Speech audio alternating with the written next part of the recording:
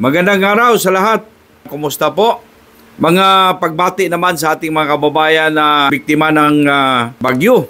Ano po? Itong si Bagyong Juan. Mga kababayan, the past days lamang po. The past days lamang. Biglang kumalat mga kababayan ang balita na ang ating ombudsman, Boying Rimulya, may pinalabas na statement na meron daw pinalabas na warrant of arrest mga kaibigan ang International Criminal Court against kay Senator Ronald Bato de la Rosa. May kaugnay po doon sa kaso raw na isinampa mga kababayan. Kasama ito doon sa mga charges kay former President Rodrigo Tatay Digong Duterte mga kaibigan. Now, naging mainit na usapin ito ngayon mga kababayan. Para malinaw mga kaibigan, ang isyu ng warrant of arrest laban kay Senator Ronald de la Rosa, umaga ng Nobyembre 11, nagsagawa po ng press con ang Department of Justice at sinabi mismo ni Prosecutor Dennis Chan na wala pong warrant of arrest na kanilang nawakan. Pakinggan natin. Until now, we have not seen nor received a copy of this ICC warrant of arrest. So, lahat to in the theory space pa lang tayo. What we in the Department of Justice just want to come out in the open and explain that there are two options available to the state under RA 9851, and that is extradition or surrender. We have not seen nor received any copy of this ICC warrant of arrest. O ayan, maliwanag. Ibig pong sabihin, walang katotohanan talaga or fake news ang pinalabas na statement ni Ombudsman Boying Rimulya. Parang nasanay na kasi siya. Di ba po? At least, malinaw na wala pong warrant of arrest na pinalabas ang ICC patungkol sa pagpa-aresto po kay Senator Ronald Bato de la Rosa. Kayo na pong bahala humusga. O ayan.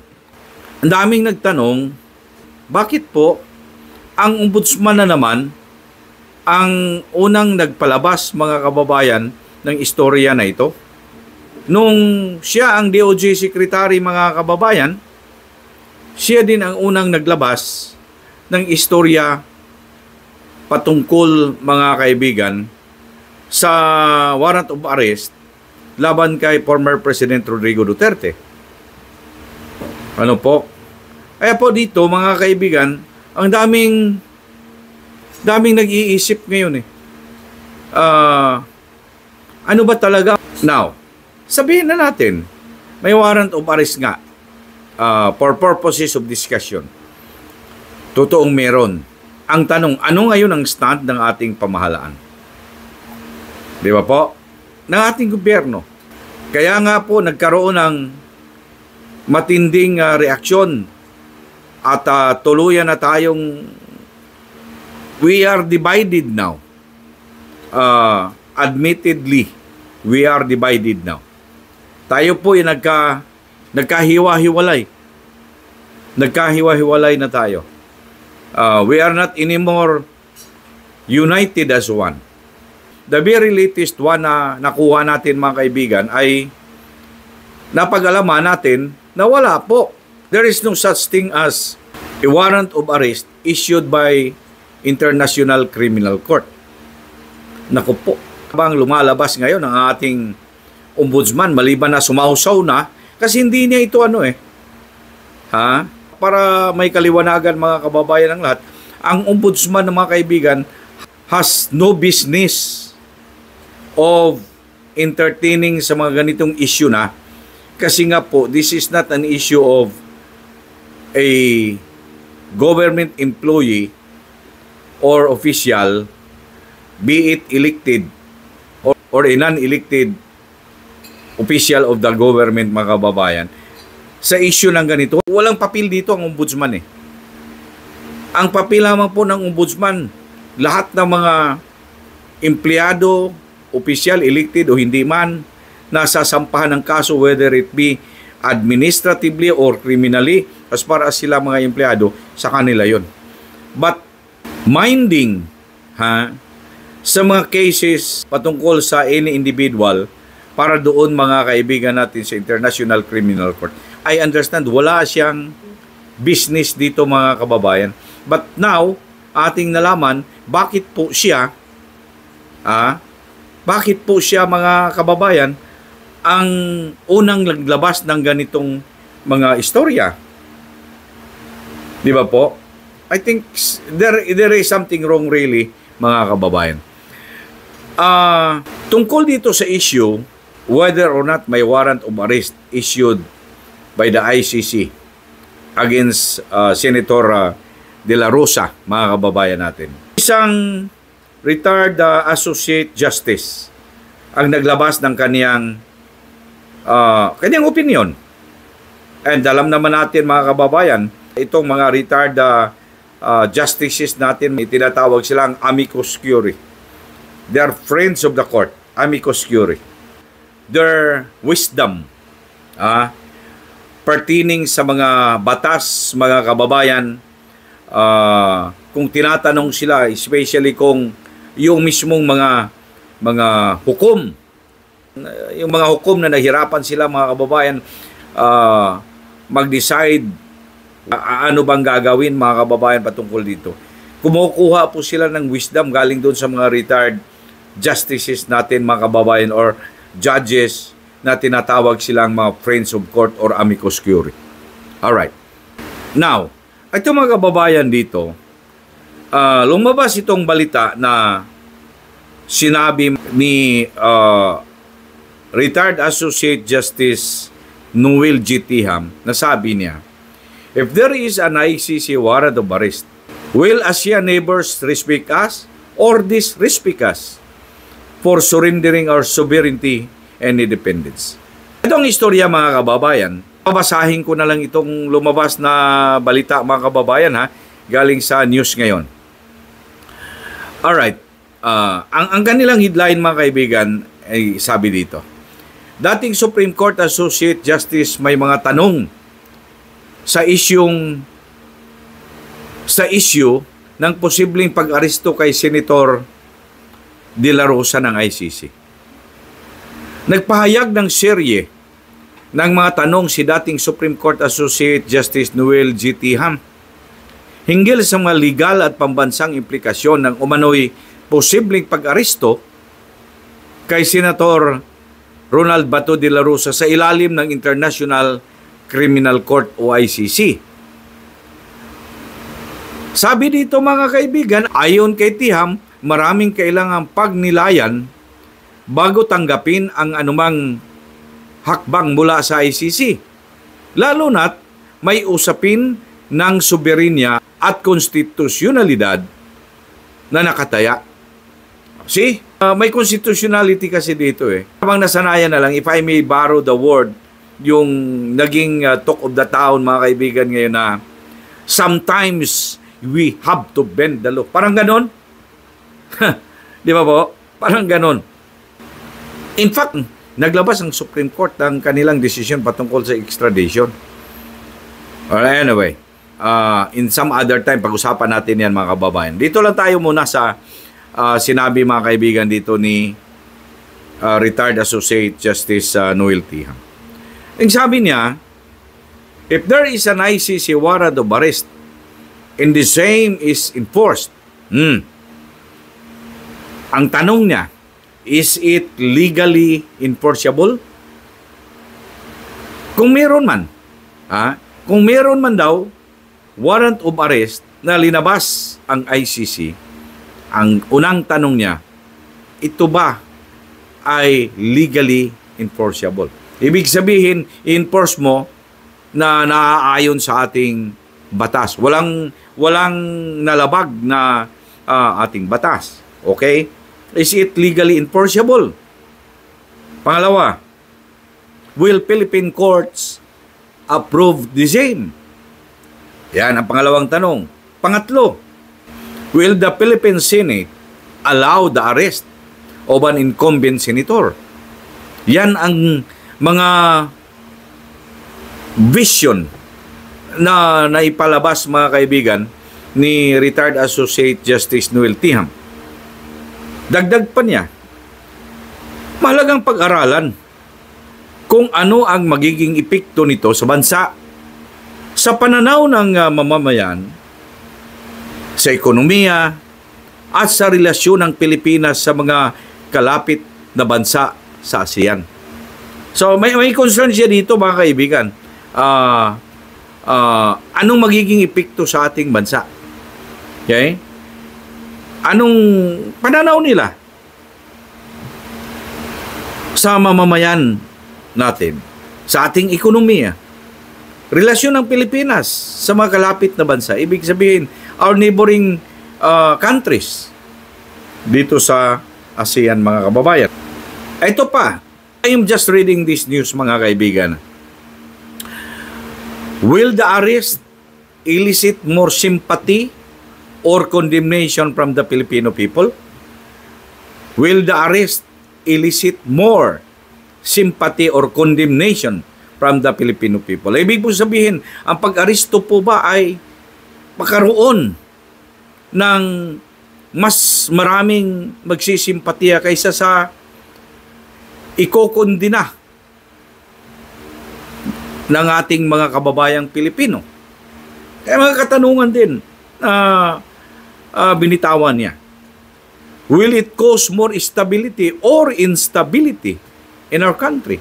Ito po ba ay makapagbigay ba ng stability, yung pong hindi tayo magkagulo, or ito ang dahilan na magkagulo tayo? Ang magkagulo ang ating bansa. Will ASEAN neighbors respect us? Ito bang ito ay makapagbigay ng respeto sa ating bansa, sa ating mga kapitbahay na mga bansa, neighboring countries, kapitbahay na mga bansa? Magbigay ba ng respeto ito? Or ito ang dahilan na mawalan ng respeto sila sa atin sa pamagitan po ng pagsurinder ng ating soberenya at ng ating independensya? This is true. Alam niyo, mga kaibigan, bakit nasabi ko this is true? We are a sovereign country. We have our own laws. Our judiciary is functioning. Walang paltos tayo dito. If we allow other courts and international courts, the like of ICC, mga kababayan, to intervene dito sa atin while ang ating bansa ay merong functioning judicial system, tama ito. Ito ang lalabas, mga kababayan, that we are surrendering our sovereignty doon sa kanila. So wala na tayo, di ba po? I mean, di ba?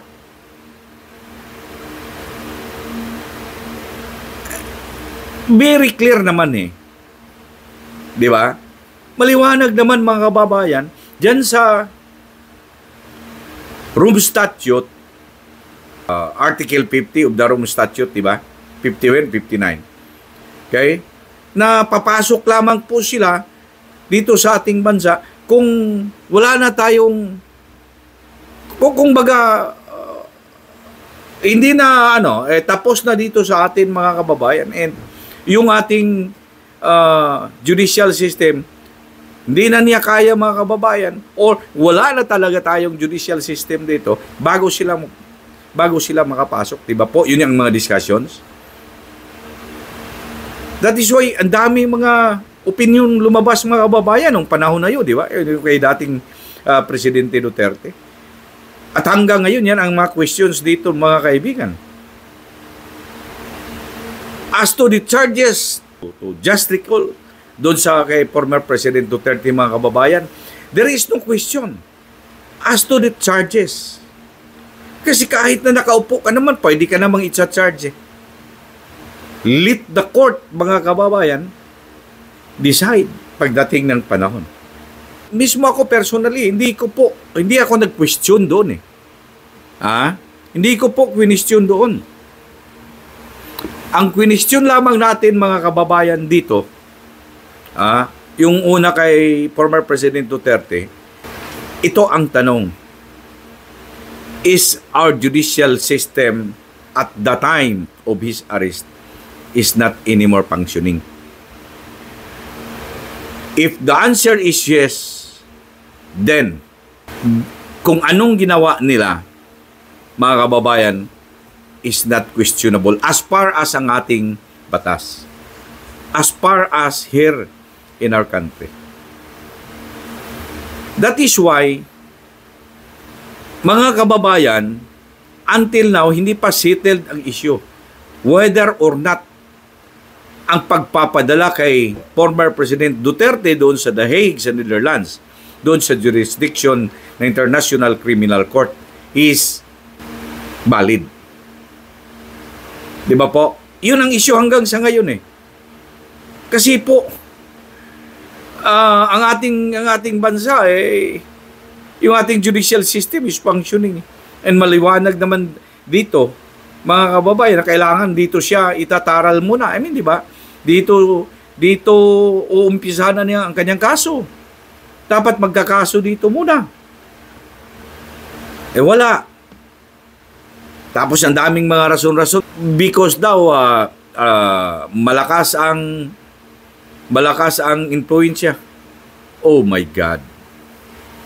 If that is the reasoning, especially itong si Remulla, as if he is saying that our courts, our judges, our justices cannot anymore be trusted. Parang ganun, cannot anymore be trusted. Short of saying na ganyan eh. Di ba po? Alright. Balikan natin dito itong sinabi ni Justice Tiham. Former Associate Supreme Court Justice Tiham, mga babayan. Sabi niya, balikan ko po, will the arrest elicit more sympathy or condemnation from the Filipino people? Will it cause more instability or instability in our country? Will ASEAN neighbors respect us or disrespect us for surrendering our sovereignty and independence? Yan ang kanyang makatanungan. Ang dami siyang katanungan na to me is valid naman po at makatarungan naman. Sabi pa dito sa balita, mga kabayan, tinukoy rin ng dating maestrado ang posibilidad ng constitutional crisis kung sakaling ideklarang labag sa konstitusyon ng Korte Suprema ang pag-aresto at kung paano ito makakapikto sa mga nakabinbing petisyon ng writ of habeas corpus na may kaugnayan po sa dating Pangulong Rodrigo Duterte. Will it create national crisis? Should the Supreme Court strike down said impending arrest as unconstitutional ayon pa ni Tiham. Sa ngayon, nananatiling palaisipan pa kung may totoong arrest warrant nga ba laban kay De La Rosa matapos itinanggi ng ICC, ayun na, ang mga ulat na may inilabas itong warrant. So fake news pala dito, mga kaibigan, ng ating ombudsman. Madalas nilang sinasabi, itong fake news, sila pala ang fake news eh. I cannot understand eh. Sa ilang mga opisyal natin, mga kababayan, dito sa ating kasalukuyang gobyerno eh. Siguro sobrang bait ng ating Pangulo, mga kababayan, or he is just swallowed in dito, mga kababayan, sa mga tao na kapalibot sa kanya. Kinakain siya, ang ating Pangulo, mga kababayan. Kaya ang daming mga naririnig ako na ang ating Pangulo sa kasalukuyan hindi na siyang nagpapatakbo sa ating bansa. Para bang siya na lang ang inuutusan, kit-kit dito, pagkatapos i-implement na lang niya. Parang gano'n na nakikita natin. Ako inaawa sa ating Pangulo. naging chopping board o taparan, mga kababayan, sa galit ng taong bayan, dito sa mga kalukuhang ginagawa ng kanya mga opisyal. Ang daming sumisira sa kanya. Sa totoo lang. Even nga yung kanyang kapatid, yung sister niya, Senator Amy Marcos, pansin na pansin niya, mga kaibigan. Di ba po? Na ang kanyang kapatid ay parang linuluko lang ng mga tauhan niya sa palibot. For your comments, just write it down below. Huwag kalimutan mag-subscribe sa ating channel, Broadcasters Viewpoint. Paki-share, like, and siyempre follow. But don't forget, mga kababayan, to subscribe and hit the bell button para lagi po tayong updated.